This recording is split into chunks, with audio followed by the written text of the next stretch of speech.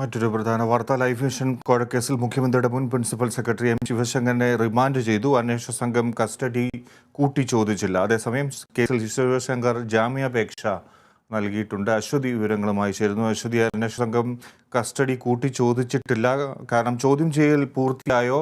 എന്താണ് വിവരങ്ങൾ? ഫിജി ചോദ്യം ചെയ്യൽ ഏകദേശം അവസാനിച്ചിരിക്കുന്നു. അതുകൊണ്ടാണ് ഇ ഡി ഈ വിഷയത്തിൽ കസ്റ്റഡി അപേക്ഷ നൽകാതിരുന്നത്, കസ്റ്റഡി നീട്ടി ചോദിക്കാതിരുന്നത്. എന്തായാലും ശിവശങ്കറിനെ ഇപ്പോൾ റിമാൻഡ് ചെയ്തിരിക്കുകയാണ്. ഉടൻ തന്നെ ശിവശങ്കറിനെ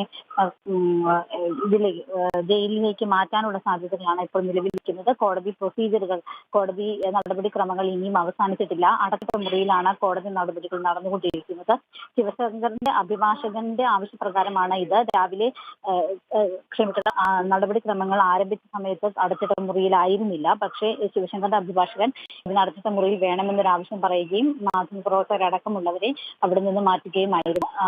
അതോടുകൂടി അടച്ചിട്ട മുറിയിൽ ഇപ്പോൾ ഈ പ്രൊസീജിയറുകൾ നടന്നുകൊണ്ടിരിക്കുകയാണ്. എന്തായാലും കസ്റ്റഡി നീട്ടി ചോദിച്ചിട്ടില്ല എന്നതാണ് ഒരു പ്രധാനപ്പെട്ട കാര്യം. CM രവീന്ദ്രനെ ചോദ്യം ചെയ്യുന്നതിന് വേണ്ടി ഈ വിഷയത്തിൽ തിങ്കളാഴ്ചത്തേക്ക് ഹാജരാകുന്നതിന് വേണ്ടിയുള്ള നോട്ടീസ് നൽകിയിട്ടുണ്ട്.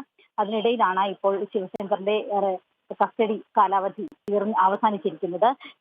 ഇപ്പോൾ റിമാൻഡിൽ വിട്ടിരിക്കുന്നു എന്നതാണ് നമുക്ക് മനസ്സിലാക്കാൻ സാധിക്കുന്നത്. അതുപോലെ തന്നെ അദ്ദേഹം ജാമ്യാപേക്ഷ സമർപ്പിച്ചിട്ടുണ്ട്. ഈ തിങ്കളാഴ്ച CM രവീന്ദ്രനെ ചോദ്യം ചെയ്തതിന് ശേഷം ഉള്ള കാര്യങ്ങൾ, ജാമ്യത്തിൽ ഉള്ള നടപടിക്രമങ്ങൾ, ജാമ്യം ഏത് വിധത്തിൽ വേണം, എങ്ങനെ തുടങ്ങിയ കാര്യങ്ങളൊക്കെ അതിനുശേഷം ഉണ്ടാകാനുള്ള സാധ്യതയാണ് ഇപ്പോൾ കാണുന്നത്. എന്തായാലും കോടതി പ്രൊസീജിയറുകൾ അവസാനിച്ചിട്ടില്ല.